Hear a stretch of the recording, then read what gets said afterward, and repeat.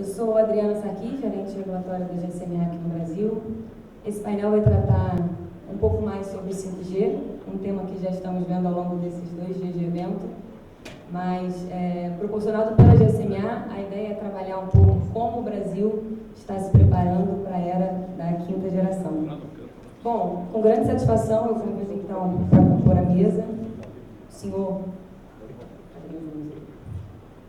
Alberto Boaventura, gerente de estratégia e arquitetura de rede da Oi, senhor Carlos Alberto Carmadella, consultor de engenharia da Claro Brasil, senhor Marco de Constanzo, diretor de redes da TIM, representando fabricantes, convido para compor a mesa o senhor Paulo Bernardoc, diretor de produtos e tecnologia da Ericsson, senhor Wilson Cardoso, CSO da Nokia, senhor Carlos Roseiro, diretor de soluções da Huawei, e, por último, porém não menos importante, senhor Nilo Pasquale, superintendente de planejamento e regulamentação da Anatel.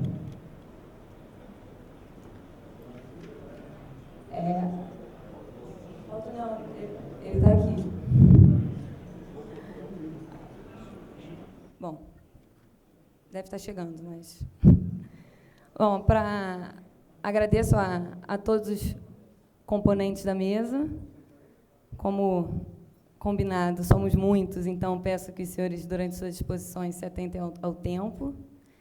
Para abrir o nosso painel, eu gostaria de convidar, representando a GSMA, o nosso diretor de tecnologia da América Latina, o senhor Alejandro Adamovich, para apresentar a visão da GSMA sobre o 5G, visão global e as perspectivas para os próximos anos. Obrigada.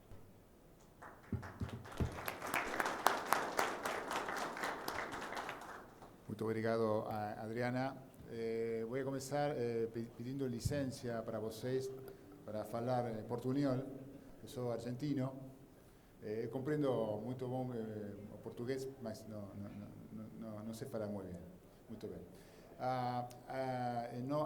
O nome da GSMA é honor, prazer para mim ficar hoje aqui com vocês. A GSMA é a Global Service Mobile Association, é a Trade Association global que representa os interesses dos operadores móveis no mundo inteiro. Temos mais de 750 operadores representados no mundo e ainda 300 empresas do ecossistema móvel, incluindo fornecedores de infraestructura, dos terminais, integradores e vendas de plataformas. Eu vou tratar de fazer uma breve síntese de nossa visão do panorama do 5G global e em particular para a América Latina e o Brasil, por supuesto. Vou tratar de não repetir algumas coisas que hemos escuchado em paneles UTN esta mañana. Nosotros creemos que 5G va a ser definitivamente la tecnología base para la 4ª revolución industrial. No es una nueva generación como hemos conocido hasta ahora, la segunda, la tercera, la 4ª. La 2ª generación nos trajo la posibilidad además de hablar de enviar mensajes por el teléfono. La 3ª generación fue la primera generación donde el teléfono pudo accesar a Internet y vimos los primeros smartphones. 4G fue la primera generación que nos permitió experimentar con un móvil, o mismo que hasta ese momento experimentamos con telas más grandes como PC o tablet. 5ª generación es totalmente distinto. Ya no vamos a hablar solamente de velocidad.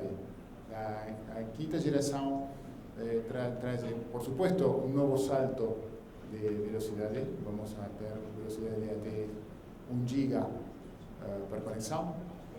Va a traer consigo una nueva generación de servicios mucho más confiables, Internet de ultra confiabilidad y baja latencia. Eso es crucial, es fundamental para el desenvolvimiento de Internet IoT e Internet industrial. que va a traer un salto de productividad a todas las industrias. Y por último, va a potenciar a Internet las Cosas, porque cada radio base va a poder manejar hasta casi 1 millón de dispositivos por kilómetro cuadrado.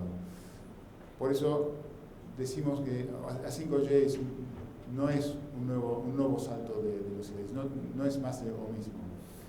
A proyecciones de 5G, nosotros creemos, un reporte de GSMA Intelligence, que es nuestra consultora interna de tendencias, dice que el 5G va a tener aproximadamente 1.1 billones de conexiones a nivel global en 2025. Esto significa que el 5G no va a reemplazar totalmente las otras generaciones de la telefonía móvil. En 2025, ainda 4G va a ser, y por largo tiempo más, va a ser la tecnología dominante. Pero ¿por qué decimos que 5G es tan importante entonces? Porque es importante para el segmento B2B. O sea, las primeras aplicaciones de 5G van a ser para el segmento de B2B, lo que llamamos verticales.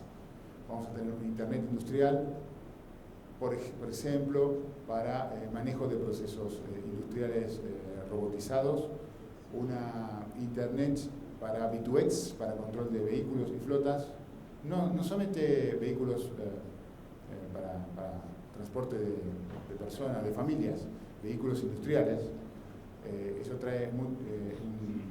proporciona un gran salto de productividad, como dije antes. En Latinoamérica proyectamos de ese 1.1 billón de conexiones, en Latinoamérica proyectamos para 2025 aproximadamente 62 millones de conexiones y 40% de esas conexiones proyectamos que van a ser generadas en Brasil. De ahí la importancia, como en todos los mercados, de este país para el desarrollo de 5G, y por eso decidimos traer en Painel Telebrasil a la mesa esta discusión. ¿Cómo hacemos para ayudar? ¿Cómo preparamos en el ecosistema? ¿Cómo ayudamos a que Brasil lidere o entre de lleno en esta revolución, esta nueva revolución que plantea el 5G? Así que esto es simplemente una introducción. Creo que los panelistas tenemos un grupo de palestrantes, de primer nivel, representando tanto a los operadores como a los principales vendors y también a Anatel, que nos van a contar cuál es su visión desde distintos ángulos del tema de 5G, y además al final vamos a tener una breve sesión de preguntas y respuestas del público para poder interactuar con todos ustedes. Muito obrigado pela sua concorrência. Por favor, Adriana, dejo con el panel. Gracias. Obrigada, Leonardo. Bom, dando início ao debate, então, ao final abriremos para perguntas da plateia. Convido, então, o Alberto da Oi para fazer sua exposição. Boa tarde a todos. Em nome da Oi, agradeço o convite ao GSMA, o convite ao Painel Telebrasil. É uma honra estar aqui mais um ano. E o grande desafio agora, na realidade, além dos benefícios, é tentar procurar o benefício do 5G para passar rápido aqui as minhas apresentações. Na velocidade do 5G, eu peço desculpas aí, acho que fazem os ajustes necessários. Bom, na verdade, a indústria de telecomunicações, ela se consolida e ela se forma através das inovações, né? Disse, inclusive, até que a indústria de telecomunicações é uma indústria de natureza schumpeteriana. Quem já ouviu falar de Joseph Schumpeter, né, teoria do desenvolvimento econômico, onde, na verdade, aplicações e tecnologias novas, elas substituem sistematicamente as tecnologias mais antigas. No caso desses últimos 30 anos, a gente observa justamente a conformação da internet, com a viabilização de algumas tecnologias. Logo nos próximos anos, a internet móvel, onde deu origem aí à transformação digital através do advento aí dos smartphones, onde a gente está vivendo de certa forma hoje. A internet das coisas que, de certa forma, dinamiza essa questão da transformação digital, permitindo, inclusive, novas aplicações, a integração e a melhoria de produtividade. E, por último, o que a gente está observando na próxima década é justamente a internet estática, onde a velocidade passa a não ser o requisito mais importante, o atributo mais importante dos serviços, e aí sim fala-se da latência, né? Onde as experiências elas não vão ser mais audiovisuais, elas passarão da imersão completa. E o 5G está no centro disso tudo, né? Onde é uma tecnologia que vai viabilizar cada vez mais a questão da internet estática. Em função dessas novas necessidades, novas aplicações, a indústria, de uma maneira geral, capitaneada pelo ITU, né, no seu programa ITU 2020, criou aí um grande desafio para a construção dessa rede de nova geração, onde praticamente alguns serviços já estão sendo endereçados, já, seja através, por exemplo, de banda larga mais extrema, seja através de maior número de dispositivos conectados, seja através de latências mais baixas com Ultra Reliable Low Latency Communication, né, onde, na verdade, o pessoal fala de 1 gigabit por segundo, 1 milhão de objetos conectados por quilômetro quadrado e 1 milissegundo aí de latência. Bom, a melhor figura do 5G é justamente a visão do Next Generation Mobile Network, onde traz não só os casos de uso, né, como todos já viram nesse 1 dia e meio aí de painel, mas também a questão dos novos modelos de negócio. O 5G, de certa forma, ele não só é um viabilizador da comunicação, da conectividade, mas também ele vai estar trazendo serviços baseados no mundo virtualizado, seja através, por exemplo, de infraestruturas as services, softwares as services, networks as services, viabilizando também outros modelos de compartilhamento de rede e trazendo também outros benefícios como a questão de maior confiança, maior experiência e serviços de uma maneira geral. Bom, o 5G para o benefício da economia de uma maneira geral, eu trouxe a figura do EHS Market, que foi ontem falado, pelo menos, acho que contei umas 3 ou 4 apresentações. Esse estudo foi feito em 2017, mas de certa forma está atualizado, onde se projeta para as próximas décadas, no caso do 3G, né, aquilo que vai estar trazendo de benefício, como todo, em torno de 12,3 trilhões de dólares para a economia global. Seja através da melhoria de produtividade, seja através de novos serviços, e não só na questão das receitas, né? Ou seja, aquilo que vai ser injetado na economia como um todo, mas também de novos empregos, onde se fala aí em torno de 22 milhões de novos empregos, né? Então, o 5G, para a sociedade como um todo, ele vai estar trazendo aí a questão de novas receitas, novos empregos, a inovação importante e, obviamente, para o setor público aí, novas fontes de receita como tributos. Bom, concomitantemente com o 5G, existem outras tecnologias como o SDN, né, Software Defined Network, e o próprio Network Function Virtualization Function, vai estar trazendo também para a indústria como um todo, né, em função dessa nova arquitetura, viabilizando aí a questão cada vez mais aí do digital. E nessa indústria, as projeções também são de ordens de trilhões, em torno de 2 trilhões, não só em termos de novos serviços, mas economias também necessárias aí para a viabilização de serviços que sejam mais baratos, né, que sejam mais adequados para a sociedade como um todo. Então, se espera aí da ordem de 25% a 75% de economia em relação a essa nova operação. Bom, a questão do 5G, hoje, inclusive, até curiosamente, houve um spoiler da LCA, da consultoria LCA, que trouxe exatamente o mesmo problema, né? O World Economic Forum publica índices, esse índice de Global Competitiveness Index, que traz, na realidade, para cada um dos países, qual é o grau de competitividade para cada país, fazendo um ranking aí de 140 países, né? No caso do Brasil, infelizmente, hoje foi apresentado na posição 80, 80ª posição. Aqui, na realidade, é um pouquinho antes, né? Ele está na 72ª posição. E, basicamente, quase que todos os índices aí são índices muito ruins, né? Seja o índice, por exemplo, da parte das instituições como um todo, da questão do capital humano, da questão do mercado, da questão da inovação. Então, o Brasil ele está ruim em todos os índices. E o 5G, na realidade, ele pode está beneficiando cada um desses índices, já seja através, por exemplo, da melhoria da banda larga, né? Foi falado, por exemplo, da correlação positiva entre o aumento da banda larga e o investimento da banda larga, né? Ou seja, cada dólar, cada real que é investido, 3,5 reais são retornados. Existe outra figura da McKinsey também, que cada 10% de aumento de banda larga, você tem um aumento de 1% no PIB como um todo. Isso pode propiciar a questão, por exemplo, da questão das latências, né? na questão da experiência do digital. Você pode estar trazendo novas soluções que são mais adequadas, aí, por exemplo, com cirurgia à distância, principalmente no Brasil, como tem dimensões continentais, isso pode resolver alguns casos. Seja na questão da melhoria de mercado, com novas aplicações baseadas em realidade virtual, baseadas em aumento de realidade.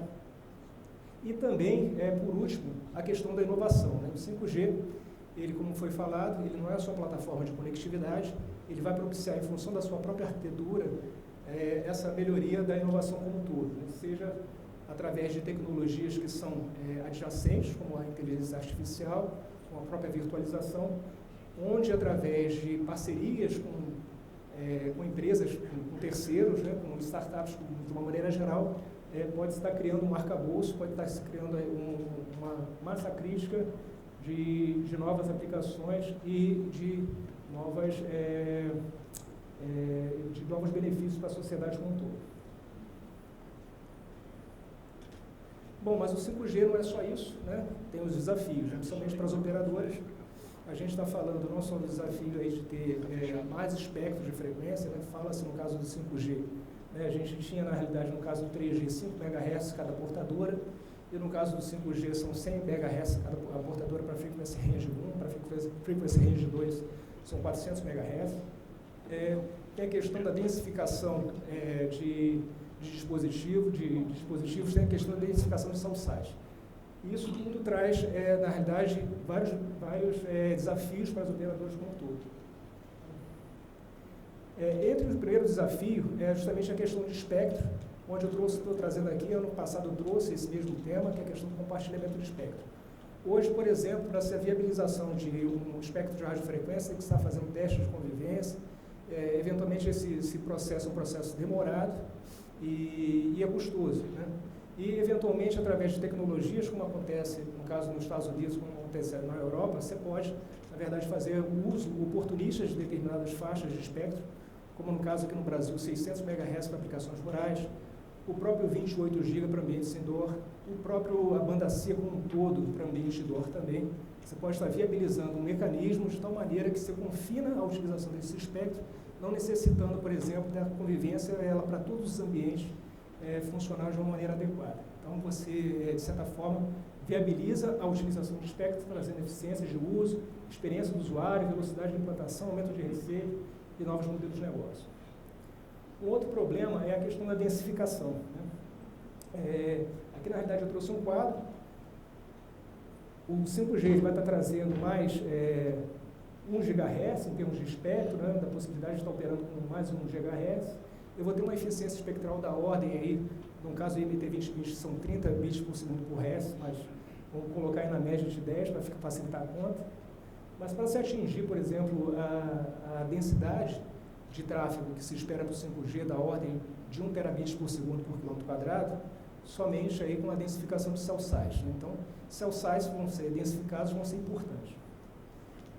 Para densificar cell sites, eu tenho, na verdade, que a minha rede de acesso vai ser um grande problema, questão de interferência, questão de mitigação da interferência, baixa latência, para poder estar viabilizando aí a questão da gestão de interferência também, com algoritmos sofisticados. Tem a questão de transporte, nova rede de transporte, front haul, mid haul, a gente está falando aí no caso de fibra, e outras barreiras aí, por exemplo, com a questão de políticas públicas para licenciamento e isenção tarifária.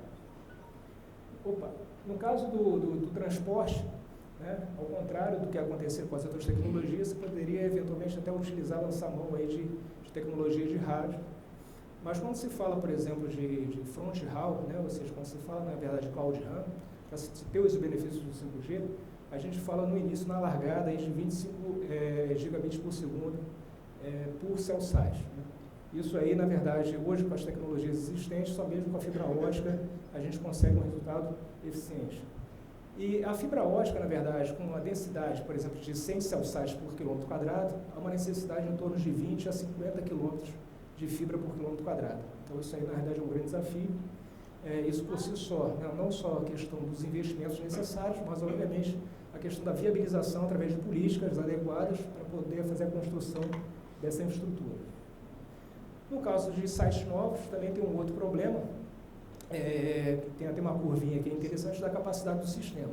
Se eu tenho menos cell sites, né, que é o caso do Brasil, em relação aos outros países do mundo, eu preciso de mais frequência para dar a mesma capacidade para o meu sistema como um todo. Então, para funcionar adequadamente igual países do primeiro mundo, eu teria, por exemplo, de ter mais 10 vezes mais espectro do que os países do primeiro mundo. Isso, na realidade, a gente só consegue estar viabilizando, obviamente, permitindo que a gente faça a nossa densificação de cell sites. Tem alguns avanços, né, que foi feito pelo governo brasileiro, inclusive até o próprio FCC publicou uma norma ano passado, basicamente parecido com o que a gente, na realidade, construiu, seja com a lei das antenas, seja, por exemplo, com a lei 13.097 para isenção de small cells. Mas hoje no Brasil, essas leis, infelizmente, a gente tem problemas de aplicação dessas leis. Então, hoje, por exemplo, existe um déficit muito grande. O Brasil, por exemplo, tem 5 sites por 10 mil habitantes, contra, por exemplo, 14, 9 e 17 da China, Alemanha e Japão, respectivamente. Então, eu trouxe, na realidade, um panorama do 5G dos benefícios, trouxe um panorama, na realidade, dos principais desafios que a gente enfrenta pela frente para a viabilização do 5G aqui no Brasil. Então, é isso, gente. Obrigado aí pela atenção.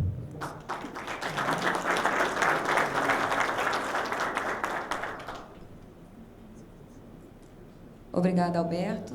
Aproveito, então, para passar a palavra para o Carlos, representante da Claro, para ver se a Claro compartilha do posicionamento da Oi, quais são as expectativas da companhia para o 5G.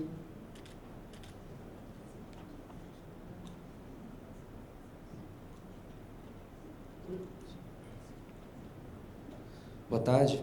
Eu vou pedir licença para não apresentar o púlpito, porque eu estou com um pouco de torcicolo, ficar olhando o slide de costas fica meio complexo. Bom, vou ser um pouquinho do meu padrão de apresentação mais técnico, e essa apresentação ela é meio um resumo de todas as reclamações que vocês têm ouvido desde ontem, né, dos problemas que a gente tem para implementar as redes 5G no Brasil.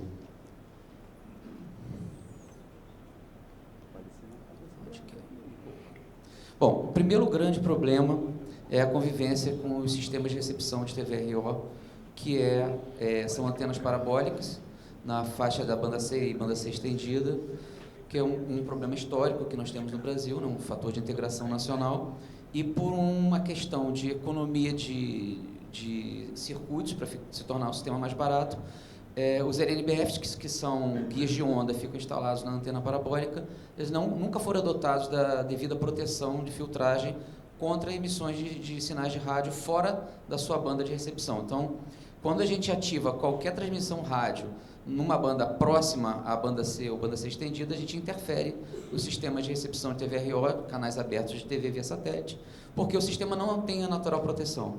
A situação foi piorando com os anos, porque as antenas foram encolhendo para ficar mais baratas, aumentaram o ganho dos LNBFs sem o filtro, então agora a margem é até pequena, porque se você bota um filtro no LNBF, você está aumentando a figura de ruído, então fica mais complexo de fazer a filtragem.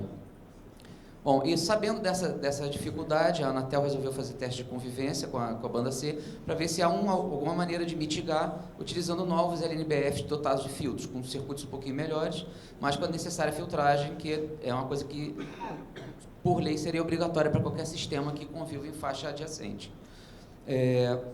Nós oferecemos o nosso laboratório para fazer esses testes, porque na época nós estávamos instalando o primeiro site outdoor 5G do Brasil, na faixa de 3,5 GHz, com uma antena Massive MIMO, que gera mais interferência do que as antenas comuns de redes celulares, e também tinha uma antena 4G que nós estávamos instalando, também Massive MIMO, na faixa de 3,5 GHz. Aliás, vou aproveitar para dar uma breve interrupção aqui na apresentação. Eu acho que vale comentar o esforço, a dedicação, o alto nível do pessoal da Anatel que estava fazendo os testes. Eu, como o responsável pelos testes do 5G era eu fiquei de suporte da equipe da Anatel e, obviamente, também fiz os testes com eles, né, antes dos testes oficiais saírem, de forma que a gente alcançasse total reprodutibilidade de qualquer resultado. E, assim, vale a pena realmente ressaltar a equipe formada pelo Marcelo Tapajós, o Leandro, o André, o Alex Pires também participou no início, o Frederico, porque assim, foi muito desgastante esse trabalho. A gente ficava, às vezes, até de madrugada lá tentando procurar a diferença de 1 dB entre o que estava sendo medido e o que era esperado, né, do teórico, e acabava que a gente acabava achando, né. Então, assim, esse trabalho ficou um trabalho muito bom e vai servir de subsídio para as posteriores decisões a serem tomadas de como vai ser mitigada essa faixa. A minha visão pessoal é que os LNBFs ainda não estão suficientes para a gente ter 100% de certeza que vai funcionar a mitigação. Para sistemas profissionais não tem problema, porque eles botam um filtro profissional e resolve, mas nos sistemas residenciais de TVRO, eu acho que ainda tem que evoluir a qualidade desses filtros. Tá? Mas é um problema muito sério. Nós temos, segundo o último PNAD de 2017, 23 milhões de antenas parabólicas no país. Não necessariamente todas estão operativas, mas se a gente levar em consideração que 30% dessas antenas estão em centros urbanos, na pior das hipóteses, nós temos quase 6 milhões de antenas para interferir e tentar reduzir essa interferência. Isso tem que ser endereçado. Tá? Bom, continuando. Hoje, nas redes celulares 4G, no 4,5G, nós temos links de acesso de 1 gigabit aos sites, porque o 4G, 3 células 4G na média não chegam a 1 gigabit por segundo, muito embora você consiga, teoricamente, chegar nessa velocidade, como vem sendo propagandeado. Mas a rede de operação comercial não se consegue por causa de diversas dificuldades que nós temos na propagação de RF. Quando a gente passa para frequências mais altas, eu começo a ter falhas de cobertura no caso de aproveitar os mesmos sites que eu tenho hoje para o 4G. Então, na faixa de 3,5 GHz, que é a grande vedete do evento, a gente tem não só uma piora no uplink, como uma melhora no downlink pelo uso das antenas Massive MIMO. A antena Massive MIMO é dotada de beamforming, então eu tenho um ganho no downlink em relação ao 4G na faixa de 2,600 MHz. 2,600 MHz, fica com uma cobertura no downlink praticamente igual ao 1.800. Mas o uplink não tem ganho de cobertura, eu tenho ganho de capacidade um pouco, mas o beamforming não existe no uplink, é só no downlink. Então, eu acabo tendo um sistema com falhas de cobertura, então eu não tenho como fazer um handover sem perda de serviço e efetivamente tem um usuário que chega na borda da célula. Para mitigar isso, eu tenho que ter uma maior densificação de sites, ou usar frequências portadoras extras, mas que não resolvem o problema, são apenas uma solução temporária. É importante reparar que quando a gente passa para 5G, os links já são obrigatoriamente de 10 gigabits por segundo. Então, eu preciso ter uma modernização e expansão das minhas redes de acesso, não só por causa da maior capacidade de 5G, pode ser que eu não chegue a 10 gigabits por segundo com 3 setores, geralmente não vai chegar, mas eu preciso também de um link de 10 gigabits por causa do sincronismo. Né? A rede de sincronismo necessita desse tipo de transmissão.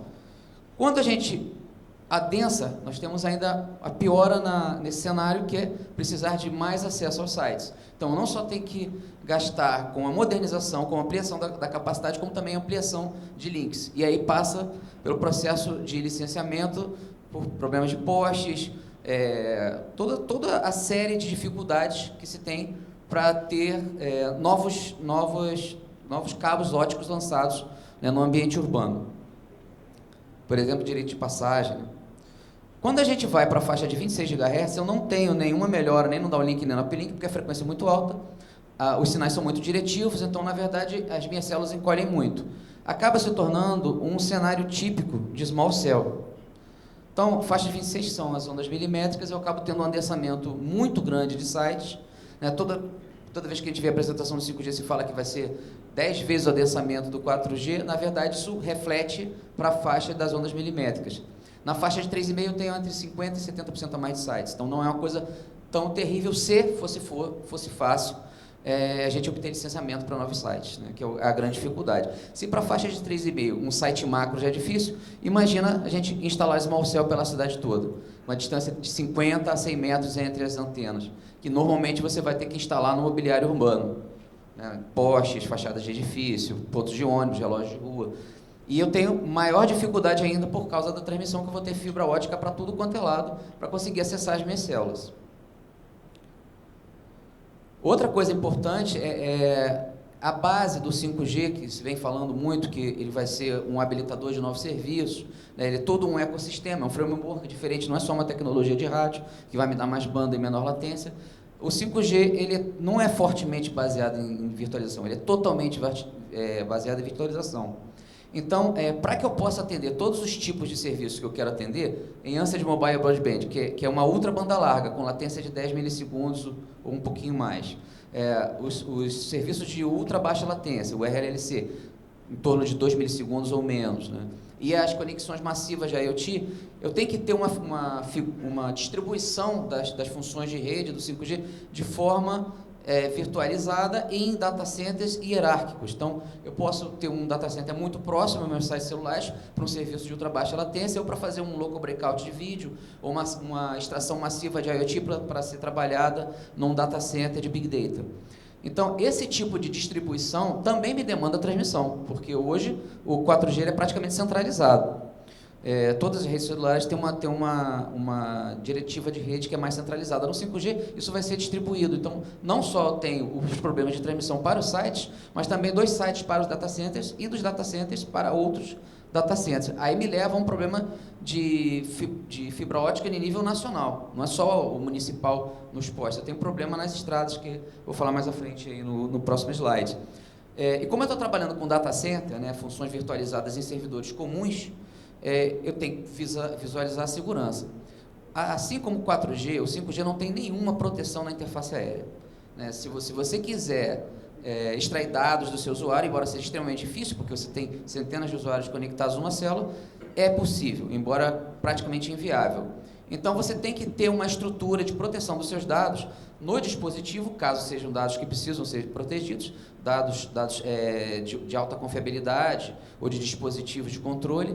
E também no data center você tem um gateway para fechar o túnel de criptografia, para que você evite ataques de hackers. E também você tem que proteger o seu data center de ser atacado, né, de forma que você não tenha um denial of access geral, uma derrubada do teu data center e cai todo o serviço daquele cluster de células. Então, a parte de segurança, tanto da informação quanto do data center, fornecimento de energia mais estável, impedir a invasão dos sites, né, furto de equipamentos, isso é uma coisa que passa a ser uma diretiva muito importante, uma vez que você está prestando serviço que, teoricamente, tem que ter disponibilidade de 99,99999%.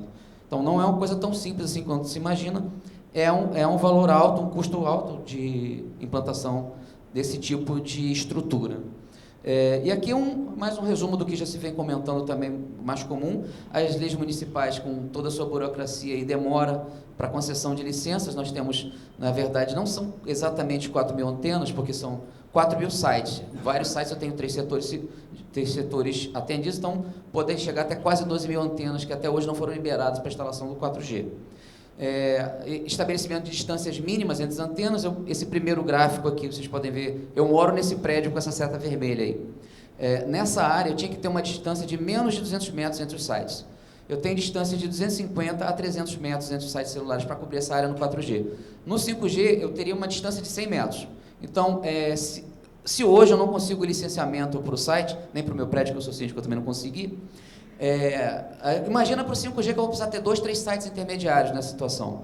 Esse é um problema seríssimo de cobertura. Não é que eu vou ter que ter densificação de 10 vezes. Se eu precisar de 2 sites a mais, eu já não consigo fazer a cobertura que eu vou precisar, certo? Outras coisas também esdrúxulas, como recuo de 12 metros a 15 metros, né? Coisas que não fazem o menor sentido. Isso faria sentido na época do celular analógico, onde eu tinha potências altas, a estação radiobase transmitia 100% do tempo, mas com tecnologia digital isso não faz sentido. Para as small cells, a gente tem uma preocupação ainda maior, né? Primeiro, por onde eu vou passar os cabos de fibra ótica para acesso às small cells, se os postes estão completamente superlotados, né? 1/4 dos postes brasileiros estão superlotados e esses postes estão nas grandes cidades, onde justamente eu vou fazer a cobertura com os small cells das millimeter waves. E aqui a gente tem uma comparação de um poste brasileiro com um poste da Verizon, americana. Esse poste ele é um poste de polímero. Na base está toda eletrônica e em cima ela está dividindo com a AT&T 2 níveis de antena As antenas nas frequências altas são pequenininhas, então eu consigo girar o poste com essas antenas, né, com uma certa dobra no array de antenas da Massive MIMO. E aqui no nosso poste brasileiro a gente não só não tem como fazer uma coisa assim ecológica, né, como também não tem nem onde botar nada, nem a transmissão e nem a antena, né, por menor que seja. Além disso, aquele problema do backhaul de acesso devido à distribuição geográfica dos sites, onde eu tenho meus data centers, aí eu começo a ter problema de direito de passagem, TPUs com as prefeituras, que deveriam não cobrar da gente, as rodovias que estão passando suas próprias infraestruturas de fibra ótica e não deixam nós passarmos os nossos cabos e querem que nós utilizemos a infraestrutura que as rodovias e as concessionárias estão passando, e de vez em quando ainda fazem obras no leito rompendo os nossos cabos, que aí você é obrigado a emendar o cabo, vai lá, faz uma fusão, aumenta a dispersão cromática, cai o throughput do cabo, aí você já não tem mais a capacidade que aquele cabo de fibra ótica tinha, né? E isso tudo não deveria acontecer se a gente se baseasse na Lei Federal das Antenas e seu artigo 12. Bom, acabou o chororô. Obrigado. Obrigada, Carlos. Muito bom ter essa visão da Claro com relação aos desafios. Então, eu aproveito, passo a palavra para o Marco de Constanzo da TIM, a TIM que tem se manifestado positivamente a liberação do 5G no curto prazo. O que acho que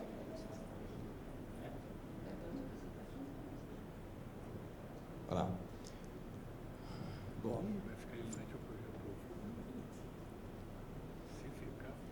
Boa tarde. Percurso da TIM rumo ao 5G no Brasil. L'agenda... Esse direito, não?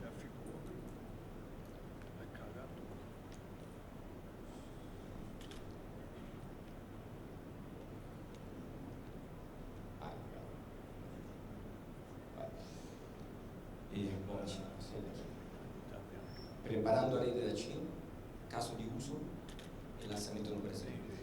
Para quem estava na plenária, deve ter saído de lá com um sentido de urgência muito forte, expressado pelo poder público, pelo governo, pela Anatel, pelo poder legislativo. E nesta sala, operadoras e fornecedores não podem enfrentar este tema com urgência menor do poder público. Então, eu entendo que existe dificuldade e complexidades, obstáculo a ser superado, mas o futuro do Brasil, o crescimento do Brasil, o desenvolvimento tecnológico que impulsiona produtividade, que gera competitividade do país e crescimento, é alavancado por isso 5G. Então, não podemos enfrentar, se aí sentido a mensagem como para todos, precisamos enfrentar o tema do 5G com a urgência que o tema merece pela relevância para o sistema país. E aí é onde aponto. Falando de urgência, eles lançaram, era 3 de abril, eles competiram até na meia-noite, para quem lançou primeiro. Coreia, na direita, estava previsto lançar dia 5 de abril. Os americanos se anteciparam, dia 13, e eles lançaram meia-noite, 23h59. Então foi uma corrida, que é emblemático, porque são 2 países para os quais não falta competitividade. Não tem problema de produtividade. Mesmo assim, está liderando. Isso deve nos deixar pensando alguma coisa. E a pergunta é nós.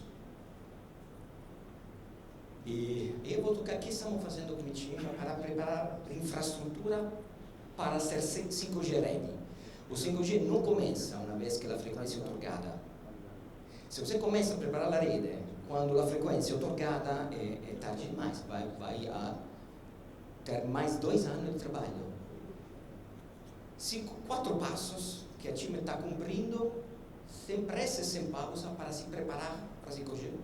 Na camada de acesso, evoluir LTE para GigaLTE, que é um standard padrão GSMA LTE Pro, ou 4.9. Depois fala um pouquinho mais.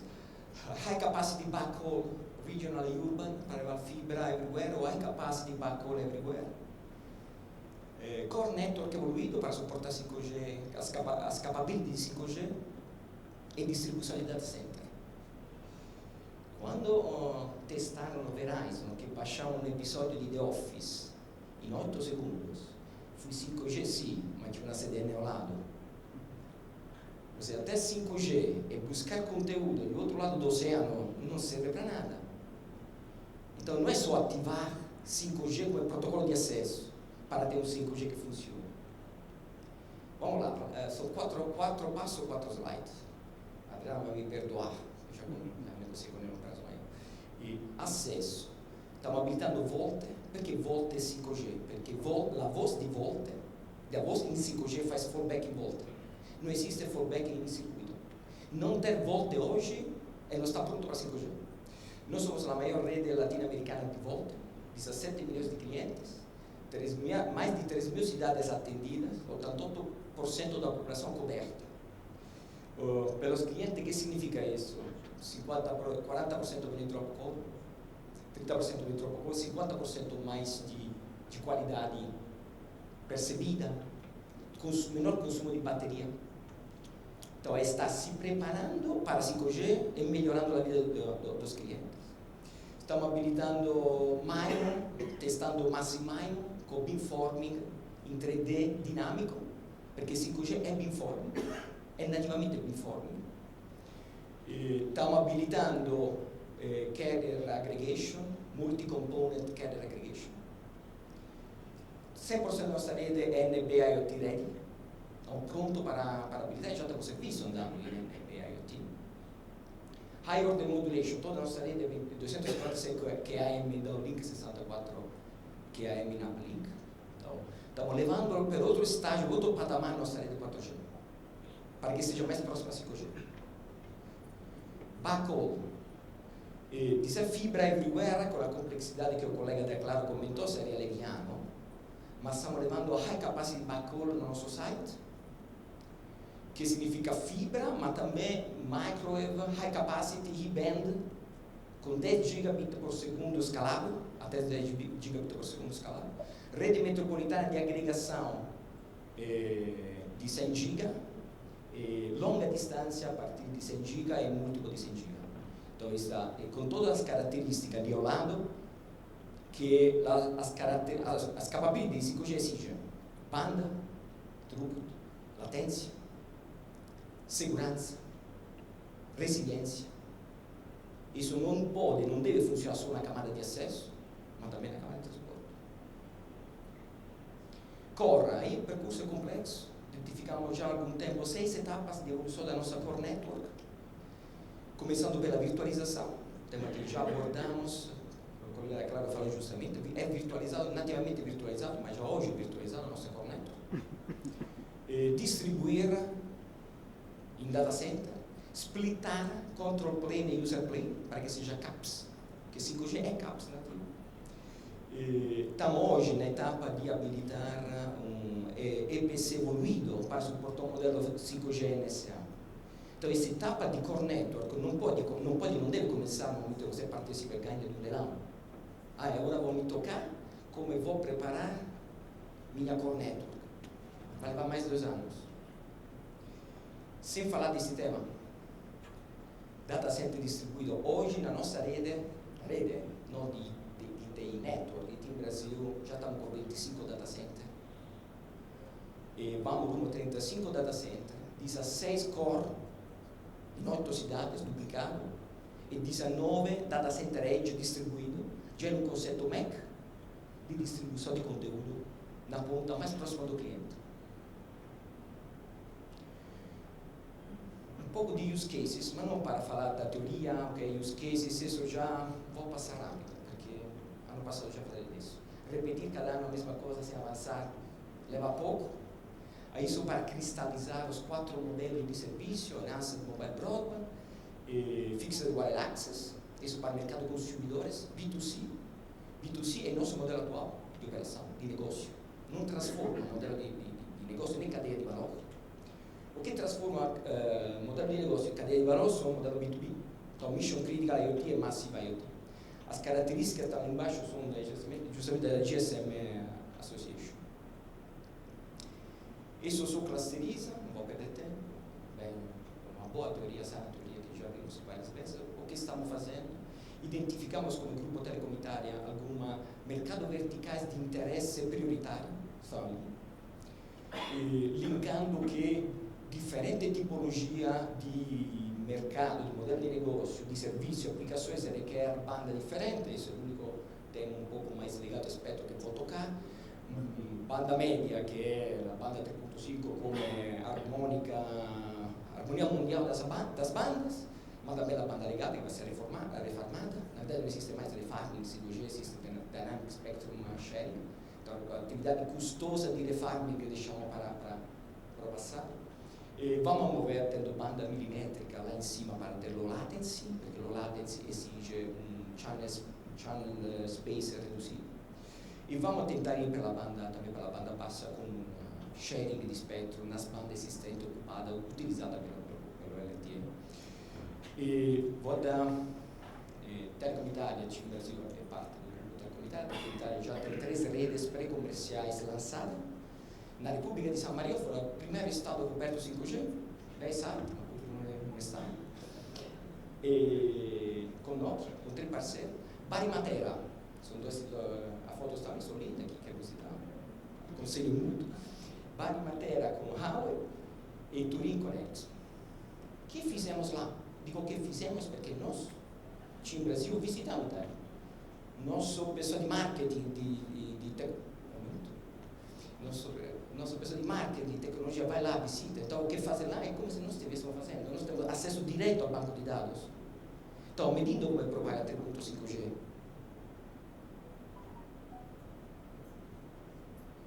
Essas são as 3 cidades. Alguma com característica, Turim foi mais automotive pela presença da Fiat.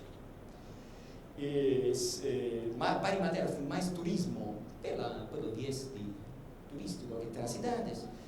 San Marino foi Smart Cities.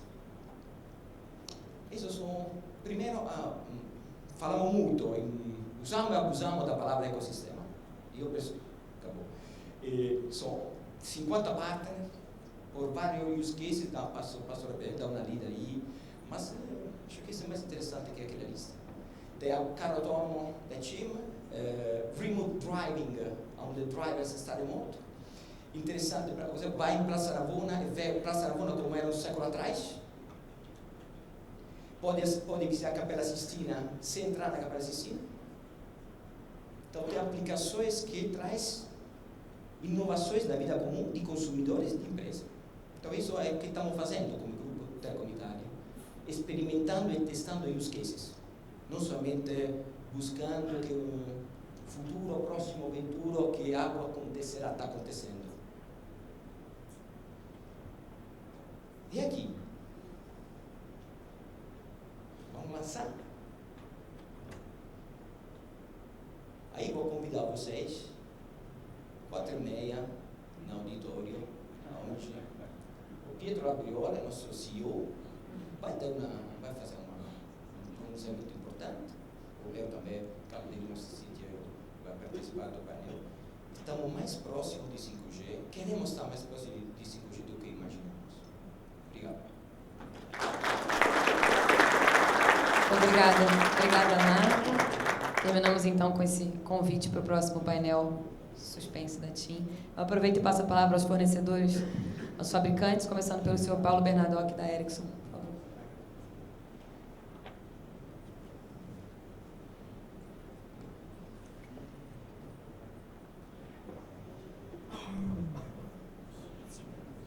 Tá ok. Tá ok lá. Tá ok lá.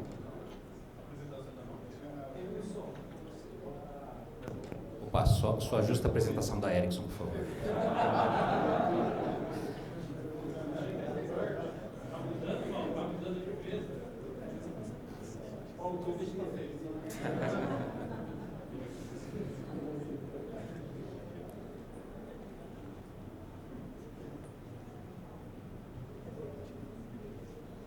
Bem, boa tarde. Vamos começando enquanto eles colocam a apresentação. Obrigado a todos, obrigado ao SMA por essa oportunidade. Eu vou hoje elaborar um argumento em torno da importância do 5G. Eu creio que vou tentar não fazer algo repetitivo com o que a gente já vem escutando nesses últimos 2 dias. Eu creio que a importância já ficou bastante clara para todos, né, do porquê que a gente tem que implementar o 5G e tem que fazer isso rápido. E existem algumas barreiras no caminho que a gente vai ter que resolver ao longo do tempo.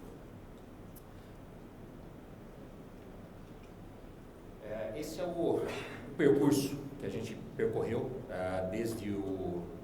nos últimos 25 anos, desde o 2G.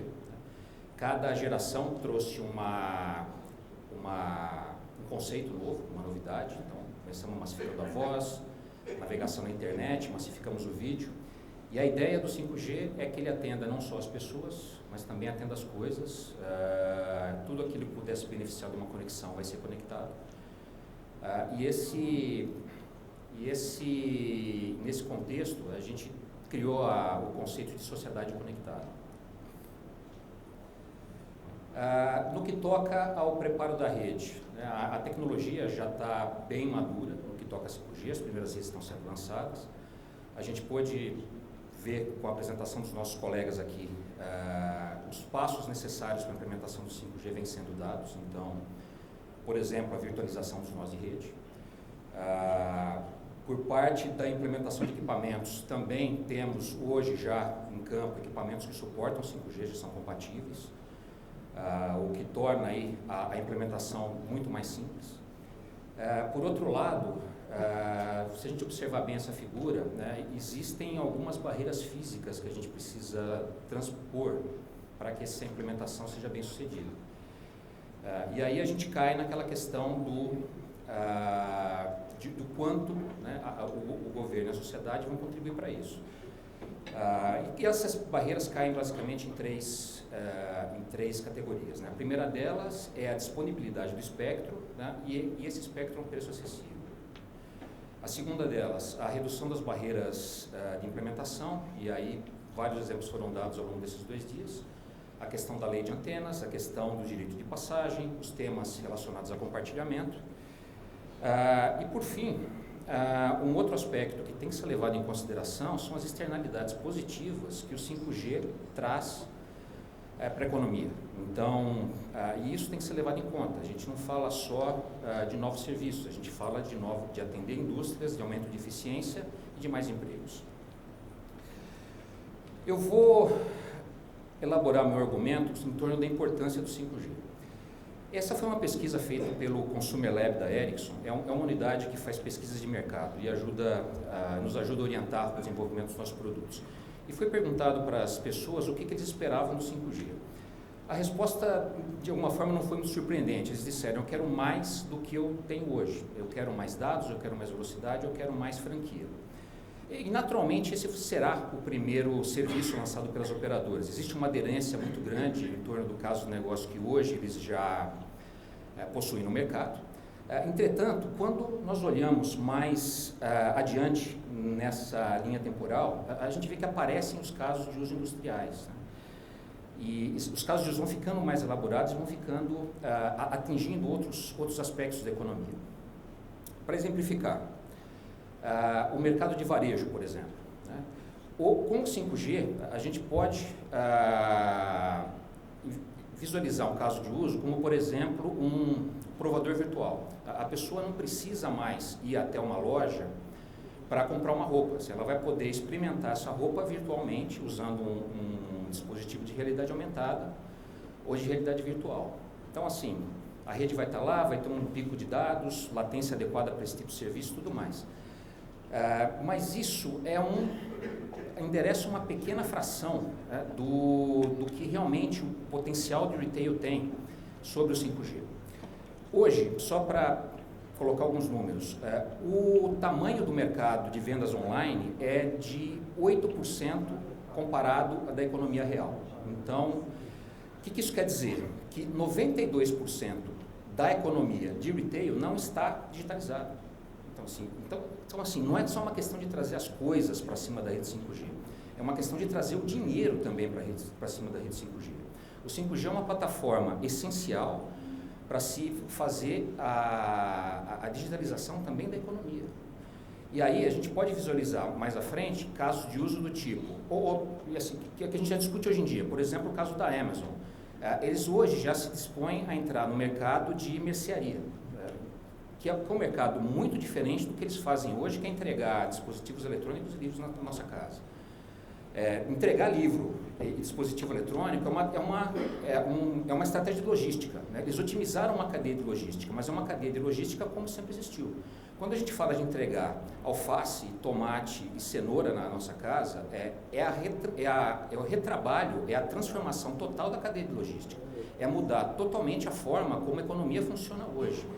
E é para isso, e são plataformas, e o 5G é uma delas, que são necessárias para acontecer essa transformação. Globalmente, a gente vê que grandes economias já trabalham ativamente para fazer com que o 5G seja uma realidade. Assim, eles já entendem e já avançam no sentido de se preparar para esse momento. No que toca a Estados Unidos e China, creio que é um assunto bastante esgotado. A gente vê diariamente movimentos desse embate comercial. Se a gente focar um pouquinho mais nos outros mercados que estão bastante à frente, como a Europa e a Ásia, a gente vê, por exemplo, na Europa, né, eles entendem o 5G não apenas como uma tecnologia, mas sim como a ferramenta essencial para retomar a competitividade da indústria europeia. Então, assim, existem planos muito maiores e bem mais grandiosos para o 5G do que apenas, né, estender uma oferta de internet móvel. A mesma coisa acontece na Coreia, né? A Coreia, assim, é reconhecida mundialmente pela forma como ela elimina as barreiras para se implementar o 5G. Né? Então, não surpreende que eles estejam hoje, né, já discutindo cobertura nacional em cima de rede 5G. E um aspecto interessante, né? O espectro na Coreia custou, o preço médio do espectro na Coreia é 23 vezes mais baixo que o espectro no Brasil. Então, assim, isso é um contrassenso, né? Assim, particularmente no Brasil, onde a gente depende de ferramentas novas e depende de inovação, né? O preço do espectro é um fator extremamente limitante do ponto de vista de investimentos. E aí a gente não precisa se limitar à Coreia, a gente pode falar, na Europa a média é 20 vezes mais, e se a gente der uma olhada no que acontece com os nossos próprios vizinhos, na Colômbia é 6 vezes mais, no México é 3 vezes mais, isso já tudo equalizado em paridade de poder de compra.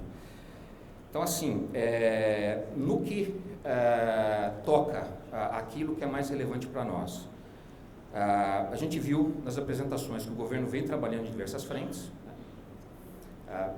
O que preocupa a curto prazo, principalmente, o preço do espectro. O prospecto não é muito positivo. Em 2014 tivemos o leilão mais caro de espectro da história do Brasil. E esse momento de crise que o Brasil passa também preocupa pelo fato de haver um incentivo a mais para que esse leilão seja arrecadatório.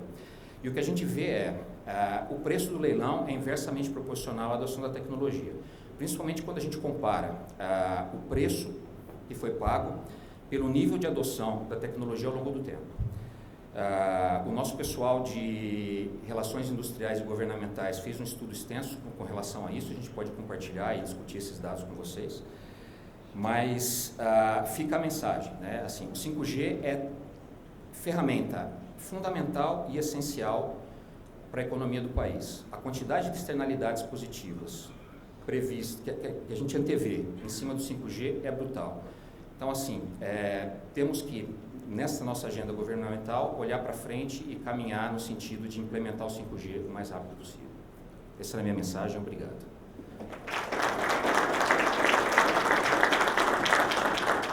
Paulo? Oi. Agora sim, por favor, Wilson da Nokia.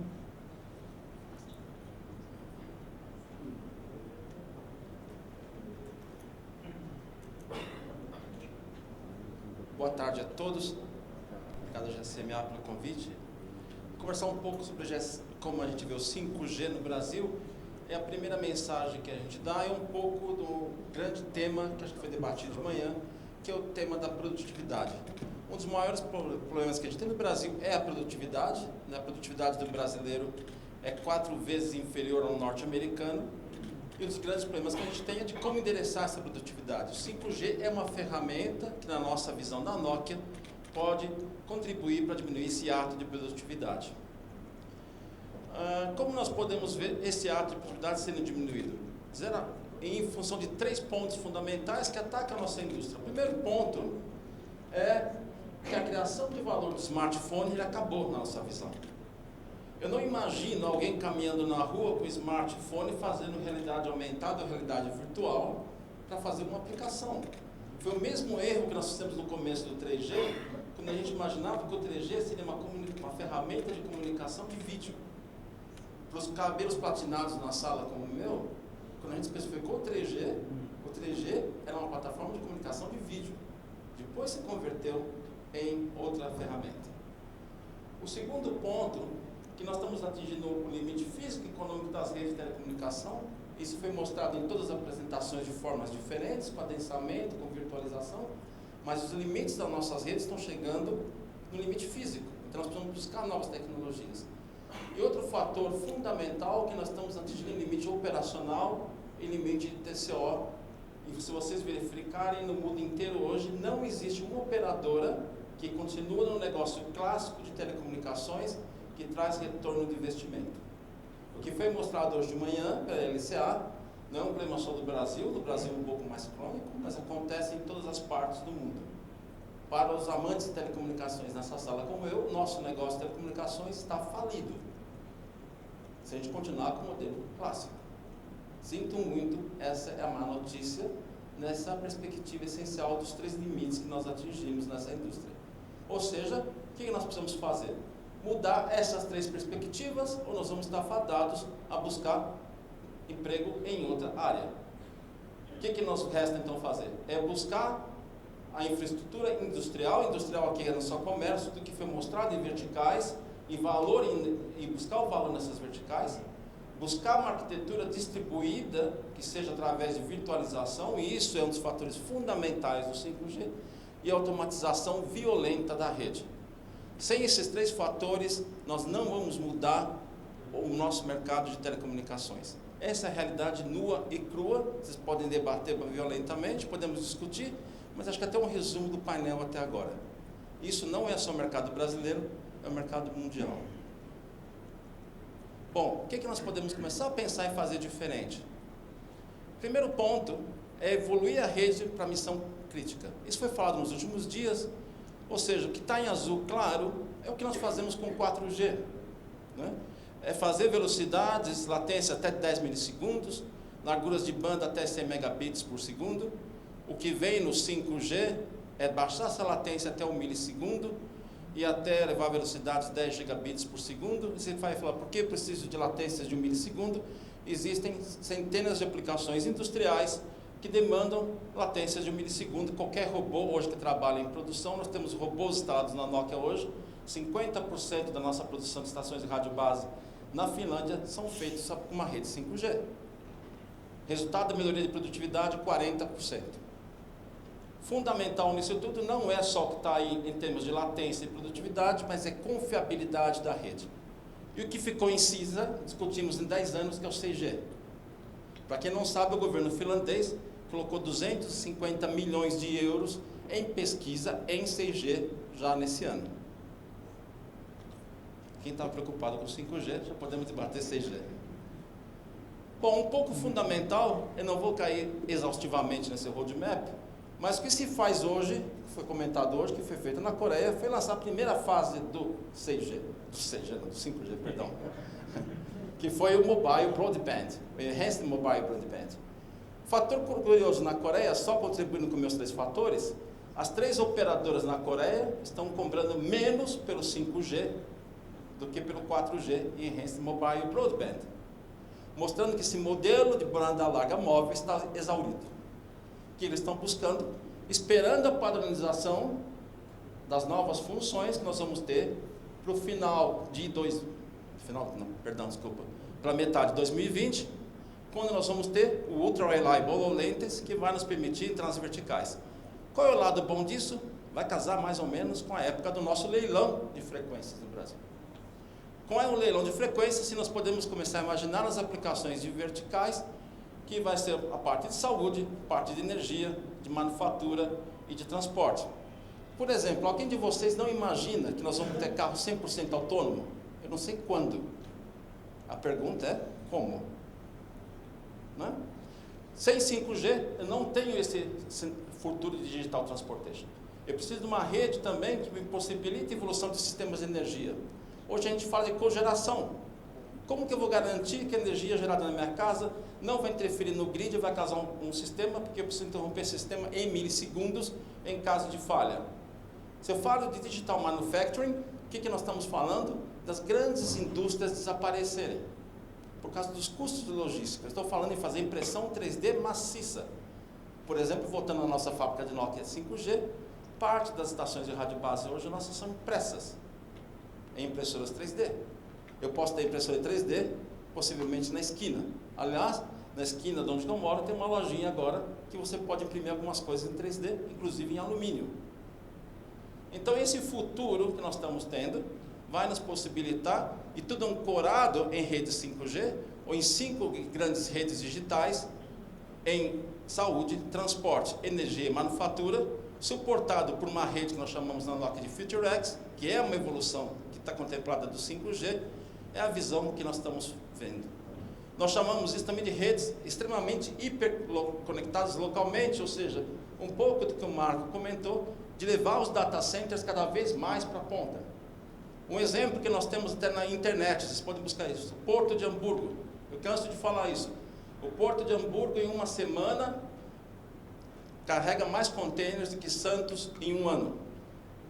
Desafio do Porto de Hamburgo: duplicar a produtividade até 2025 sem aumentar a área. Como que eu faço isso? Aumentando a velocidade do porto. Como que eu aumento a velocidade do porto? Automatizando o máximo possível, automatizando com 5G.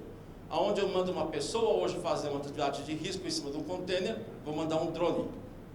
Onde eu mando um caminhão trafegar hoje, eu vou mandar trafegar um caminhão automaticamente. Fazer o porto trabalhar 7/24 sem gente. Essa é a visão de futuro. Essa é a visão que a gente busca em redes locais. Fator fundamental: fibras longas, redes curtas. A rede wireless cada vez vai ser mais curta e a rede de fibra cada vez mais longa. Esse é o nosso futuro. E como preparar isso hoje? A nossa recomendação é: comecem a trabalhar as verticais com redes 4G, visualizando a possibilidade que essas redes vão migrar para 5G rapidamente. E essa é a nossa visão de crescimento e evolução da rede, e é o que nós recomendamos que seja feito no Brasil hoje.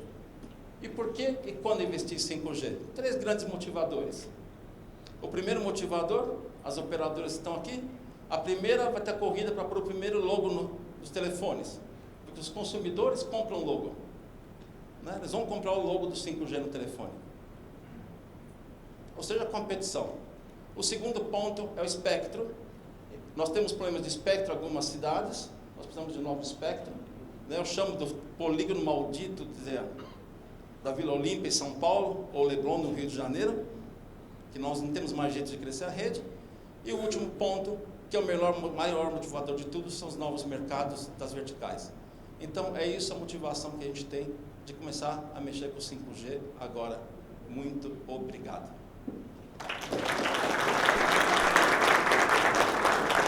Obrigada, Wilson. Aproveitando então para encerrar o posicionamento dos fabricantes, convido o Carlos Roseiro da Huawei para fazer sua apresentação.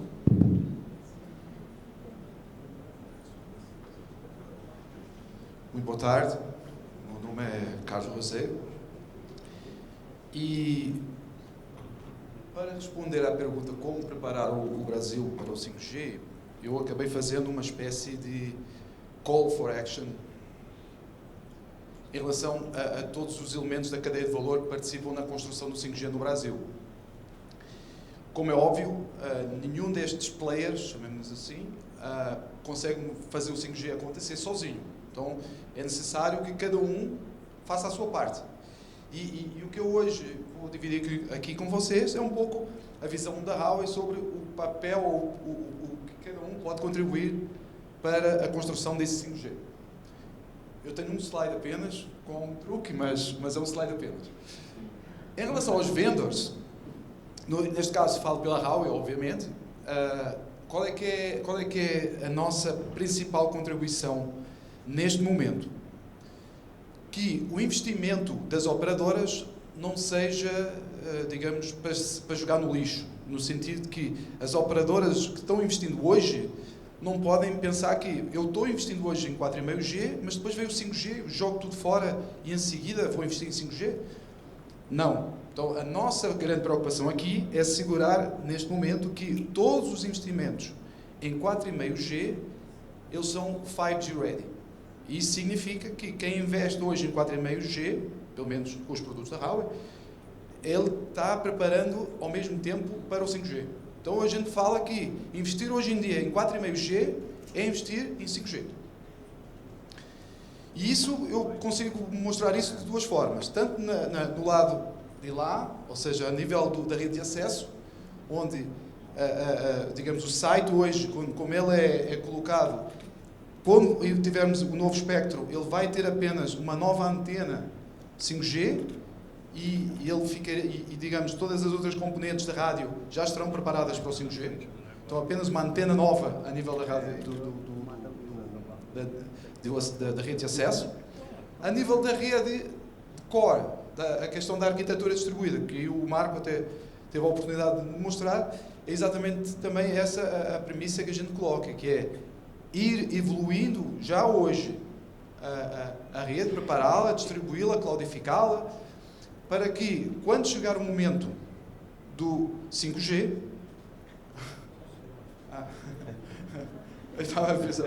quando chegar o momento do 5G, seja feito um upgrade do core non-standalone via software. Ou seja, o que a gente preconiza aqui é que haja uma evolução gradual, mas quando o 5G e as frequências estiverem prontas, o core pode ser atualizado somente via software. Essa é a premissa que a gente está colocando. Então, uma grande preocupação no retorno do investimento das operadoras hoje. Tá? Aí a gente tenta trazer uma perspectiva pragmática e não tão de futurologia.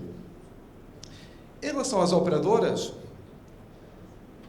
aqui felizmente eu não combinei com o Marco, mas há aqui uma perspectiva que é a seguinte: investir em 5G só faz sentido se houverem use cases que sejam financeiramente sustentáveis. Ou seja, lançar 5G numa primeira onda, digamos, por causa da concorrência, para branding, ok. Algumas operadoras o farão, com certeza. Mas isso não é sustentável no curto, médio prazo. Então, é preciso que existam use cases que sustentem esse goal do 5G. Então, essa é a perspectiva que a gente traz. Um deles é, por exemplo, o FWA, outro deles é o IoT. Mas aqui o que é destacar é o seguinte: estes dois use cases que eu estou falando, eles podem começar já hoje no 4,5G. Então, aqui o apelo, o call for action para as operadoras é um pouco assim: não precisamos esperar pelas frequências, pelo leilão do 5G. Não, podemos começar hoje. Temos use cases que podem ser começados a ser testados, pelo menos do ponto de vista de negócio, com a tecnologia existente. E aí vocês estão perguntando: mas o 4,5G, as velocidades ainda não são aquilo que o 5G vai trazer. E aí a gente traz a outra componente da tecnologia, que a tecnologia está evoluindo, e tecnologias como o Massive MIMO de 64R, hoje estão sendo testadas sobre as frequências atuais. Então a gente hoje pode ter aquilo que a gente chama 5G-like experience, ou seja, trazer tecnologias Massive MIMO, que foram pensadas para o 5G, mas elas podem ser aplicadas hoje nas frequências existentes. Então, a gente espera pelo espectro, precisamos de espectro, precisamos, mas podemos começar a testar modelos de negócio e experiências de uso similares ao 5G hoje. Então, eu tenho o gosto de ver que algumas operadoras estão indo nesse sentido. A nível do conteúdo, dos fornecedores de conteúdo, aqui a gente não tem falado aqui tanto deles, obviamente, mas eles são, obviamente, também a parte fundamental deste processo. E aqui o call, o apelo que eu coloco aqui para os fornecedores de conteúdo, principalmente aqueles que são games, fornecem conteúdo para celular, o que a gente vê de mais imediato vir a acontecer é realmente o conteúdo vir a ser transformado em realidade virtual e realidade aumentada. Então, se os produtores de conteúdo locais quiserem pensar em 5G, é bom que pensem já utilizar este tipo de tecnologias, porque com certeza é o tipo de tecnologia que vai tirar mais partido da largura de banda que o 5G vai trazer. Porquê? Porque, em primeiro lugar, o throughput de uma realidade virtual com 50 e 100 mega é uma experiência muito melhor. Abaixo disso, dá tontura. Então, esse é um aspecto essencial. Mas um outro que é muito interessante é a questão da captação da imagem para a realidade virtual ao vivo. Então, ou seja, a captação da imagem, se a gente quisesse fazer desta sala uma transmissão ao vivo de realidade virtual, a gente precisaria de colocar câmeras ao redor todo e algumas delas móveis. Para fazer o upload de toda esta informação, só com 5G a gente vai conseguir. Só com velocidades acima de 500 mega, pelo menos. Então, para fazer este upload, a gente precisa disso. E com isso, a gente vai conseguir fazer transmissões ao vivo de realidade virtual. Agora, imaginem um jogo de futebol, onde eu pego o meu óculos, com o meu celular, compro o meu ingresso e posso assistir a um jogo de futebol no meu óculos, como no lugar que eu escolher dentro do estádio. Que pode ser na arquibancada, mas pode ser no centro do campo ou no gol. Então, este é o potencial que a tecnologia de realidade virtual vai ter em mobilidade. E esse é um grande diferencial face à realidade virtual fixa. Tá? E a nível de indústrias, aí já foi bastante tratado que realmente vão haver muitas verticais que poderão tirar partido da tecnologia 5G. Aqui realmente todas as indústrias vão ser impactadas pela transformação digital e, obviamente, se houver 5G, elas vão poder tirar muito partido dessa tecnologia. E aqui a mensagem é um pouco que as indústrias pensem desde já o que podem fazer com este tipo de tecnologia, porque mais cedo do que até se pense, a tecnologia vai entregar os requisitos que eles colocam, seja latência, seja throughput, seja densidade de SIM cards por metro quadrado. E por último, como não podia deixar de ser neste evento aqui, para o Governo, ou seja, ou para o regulador, neste caso aqui, a gente, para a 5G, a gente simplificou aqui o que a gente acha essencial para fazer o deployment do 5G. Que a gente chama 3 vezes 5G ready.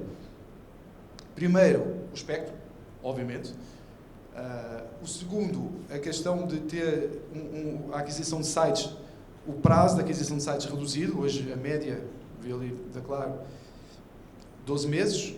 É possível chegar a 7 meses. Então, acho que há um trabalho a fazer aí. E, finalmente, sem fibra não há 5G. Então, é fundamental que a fibra chegue aos sites. Então, também o processo de fazer o despliegue, lembrei agora em espanhol, o deployment da fibra até aos sites é fundamental e o framework legal para isso pode ser bastante melhorado. E este era o apelo que queria deixar para todos os elementos da cadeia de valor. Muito obrigado.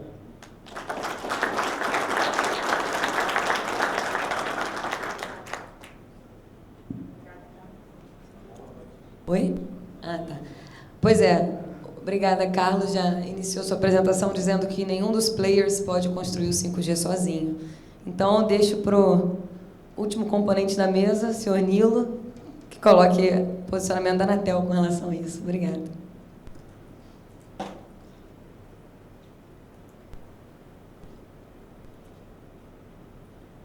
Bom, boa tarde.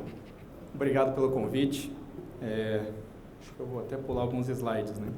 Não ter que ficar falando as mesmas coisas. Acho que a potencialidade do 5G, a urgência, a necessidade, tudo que ele faz. Bom, acho que ninguém sabe tudo que ele faz ainda, né? Já que é algo que a gente ainda está desenvolvendo e as potencialidades dele ainda são incertas, mas a quantidade de coisa que ele é capaz de fazer que a gente já mapeou parece muito grande. Então eu não vou entrar nos porquês de termos que fazer tudo isso. Acho que isso é bastante claro e não tem dúvida que a Anatel quer que isso seja construído no Brasil o quanto antes, da melhor forma possível. Então eu vou entrar muito mais no que a Anatel tem feito para, pelo menos, buscar com que isso aconteça. Nem tudo cabe à agência, né? Tem muitos aspectos, eles foram citados aqui, inclusive vários deles, de que estão supra-regulamentares, né, questões que estão em decretos, estão em legislação, e muitas vezes nem é em legislação da própria União, é legislação estadual ou municipal. Então a gente tem uma série de dificultadores para tratar de vários aspectos dessa facilitação para a implantação do 5G, mas temos vários aspectos regulatórios que são relevantes para isso também e que a gente já enxergou ao longo dos debates que são necessários de alteração. Então eu vou pular pelo menos todo o início. Bom, aqui é o nosso mercado, acho que não vou passar por aqui, até para aproveitar o tempo que a gente está.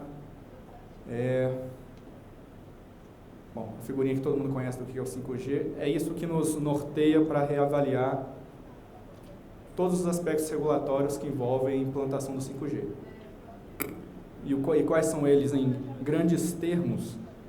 Destinação e disponibilização de faixas, acho que é o tema mais importante, né, ou é o mais importante do momento, né, não é a única coisa a se tratar.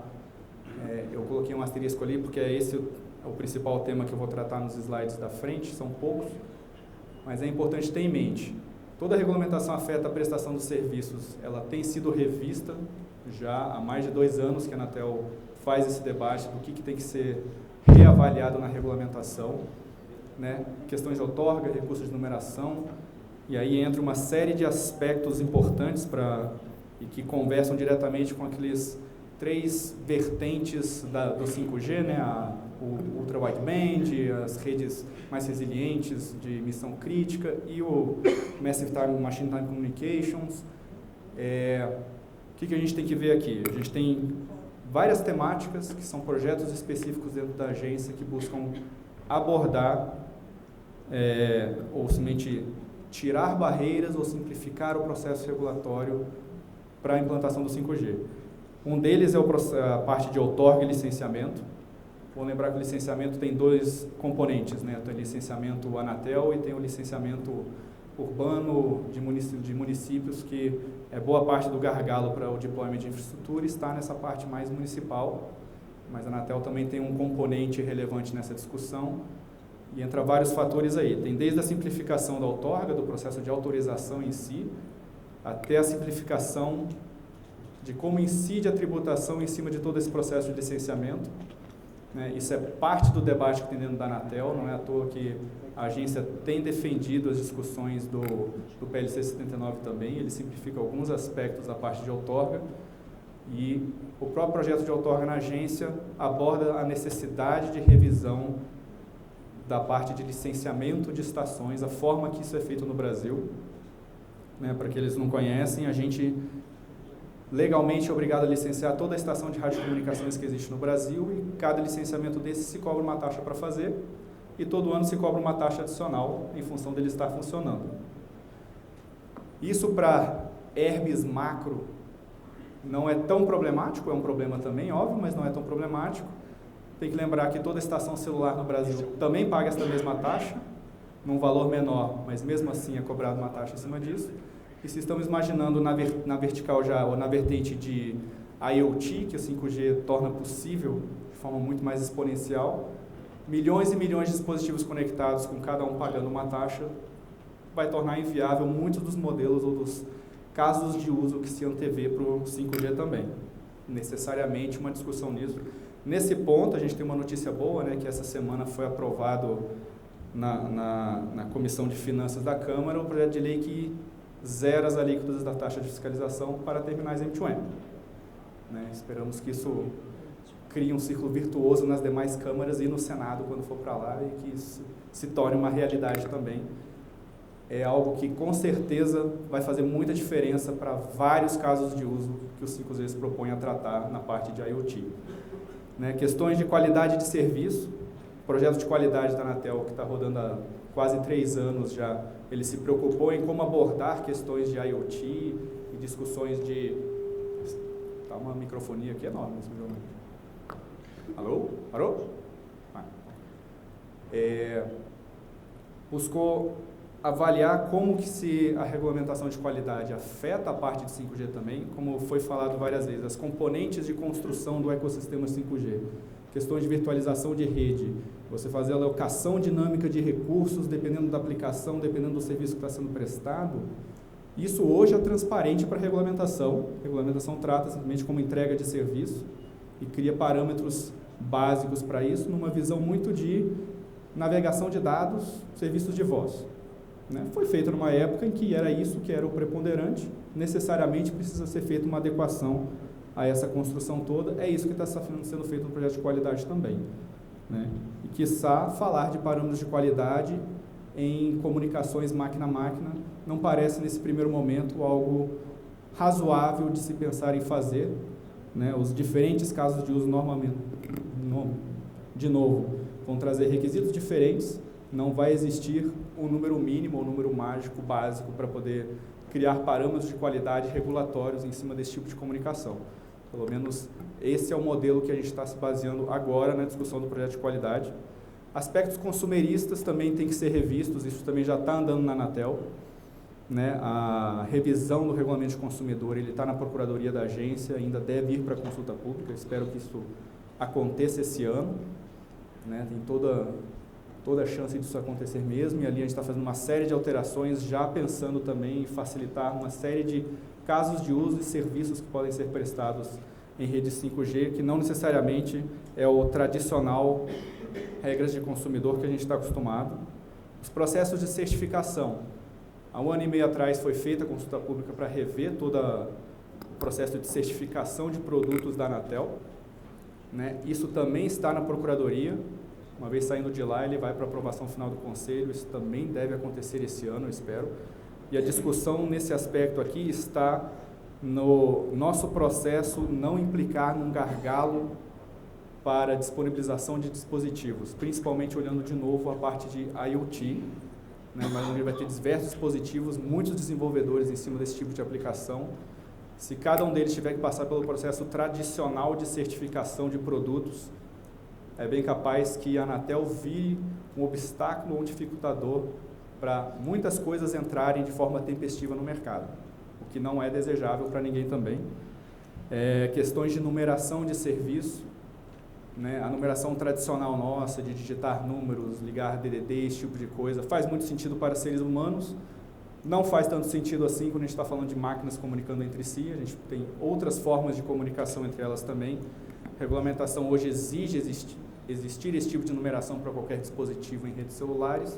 A gente tem que contemplar também novas formas de como fazer esse tipo de comunicação, que não apenas a numeração tradicional. Né? E os aspectos de segurança que têm ganhando cada vez mais relevância nas discussões, né? Vide a discussão mundial e as guerras comerciais mundiais que estão em torno deste tema, né? Ou pelo menos se utilizam desse tema. E não tem como não ser algo preocupante para o Brasil também. Né? Então é algo que está no radar da Anatel também e temos uma preocupação com relação a isso.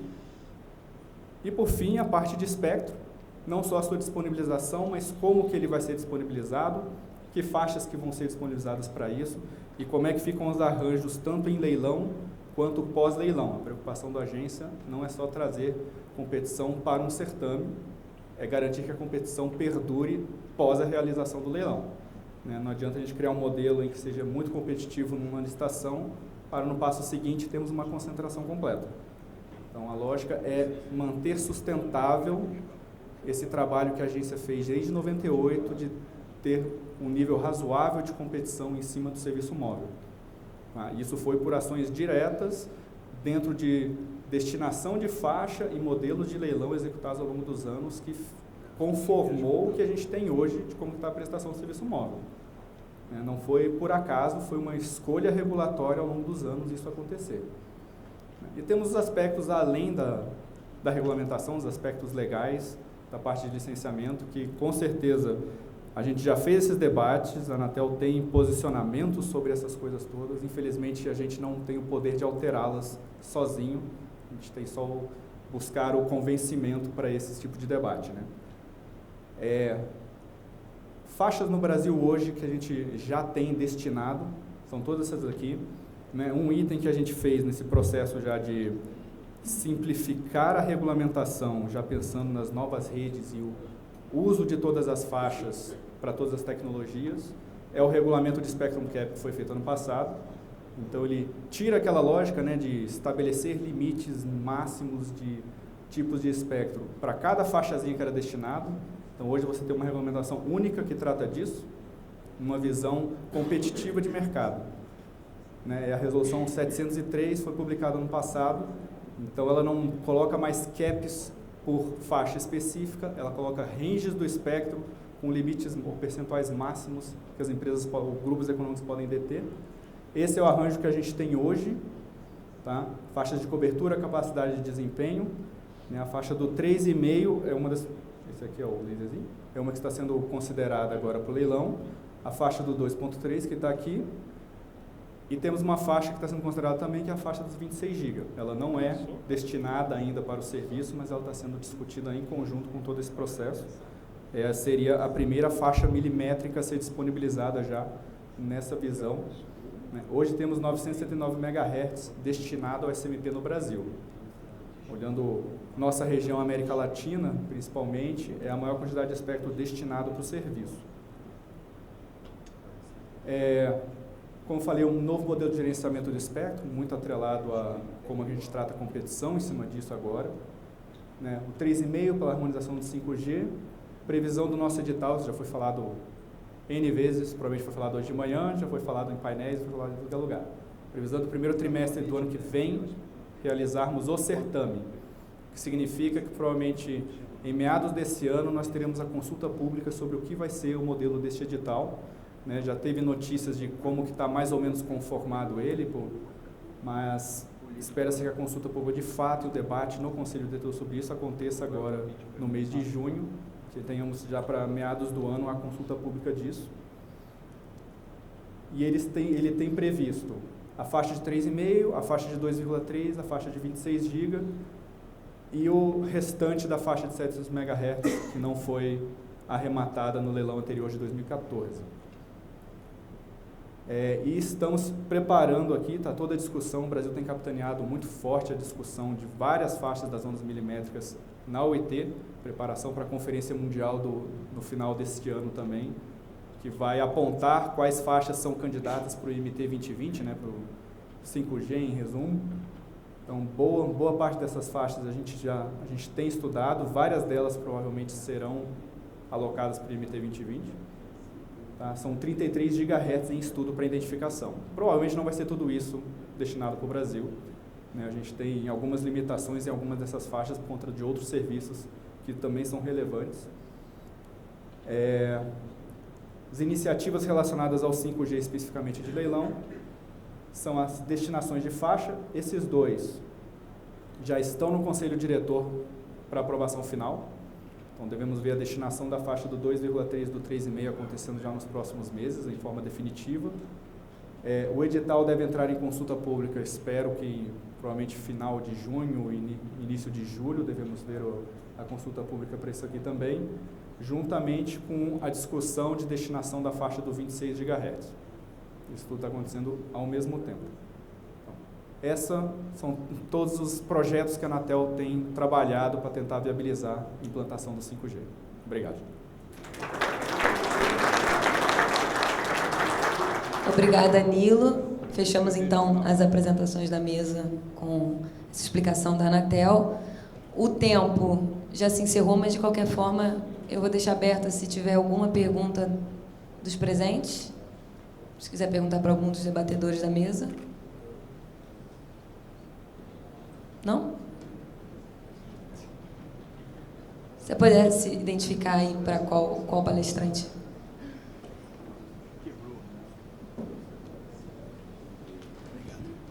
Oi, para o Nilo, eu e o Mano do FutureCom. Nilo, eu tenho trabalhado muito transversalmente com uma série de indústrias, saúde, energia, assim por diante, né? E recentemente, numa reunião com a área da indústria química, lá na Biquim, eu fui confrontado, que souberam que eu era engenheiro de telecomunicações, pela BASF. E a BASF tem um projeto de trazer para o Brasil, ou já trouxe para o Brasil, um polo lá em Camaçari, alguns dispositivos de realidade aumentada operando em 4G. Né? E ela está com uma dificuldade enorme para fazer a homologação dentro da Anatel. Né? E aí isso me apontou uma questão que Nós estamos muito acostumados com os processos da Anatel, só que esse pessoal transversal não está acostumado. Eles não sabem os caminhos. A pergunta é se tem algum tipo de trabalho dentro da Anatel prevendo que vai aumentar um fluxo enorme de outras indústrias, trazendo dispositivos, IoT ou não, nesse caso era um dispositivo de realidade aumentada, né, para que pudesse ser homologado dentro da Anatel. Alô. Bom, temos algumas coisas nesse aspecto. A gente tem uma discussão de como simplificar o processo, que já é um dos itens, né? A gente tem muita coisa que não precisa passar pelo processo tradicional de ateste de conformidade, né? Poderia fazer coisas muito mais rápidas ou atestos específicos do próprio fabricante. Dá para simplificar o processo em vários tipos de produtos e tipos de equipamento. Tem uma linha de construir cartilhas, né, e guidelines de como fazer esse processo também. Então isso também está acontecendo. E porque é exatamente a preocupação que eu tinha mencionado antes, né? A gente não pode ser o gargalo para disponibilizar a inovação para o mercado, né? Só porque a gente está no nosso processo tradicional de testes laboratoriais e testes de produtos, imaginando que o 5G vai trazer uma massificação de produtos diferentes também. Se todos eles tiverem que passar por esse tipo de processo, né, a gente na prática vai emperrar várias indústrias ao mesmo tempo, que não é desejável para ninguém. Então, a gente tem essa discussão internamente, sim, de como o que a gente está esperando na prática é a nova regulamentação sair, porque ela já tira muitas das coisas de amarras que existem hoje, para a gente poder já dar as orientações de forma mais direta com o que já vem de novo, né? Mas, sim, é uma preocupação muito clara da agência com relação a isso também. Alguma pergunta adicional? Bom, então, aproveitando, eu agradeço a presença de todos, em especial os participantes da mesa. Muito obrigada. Uma boa tarde a todos.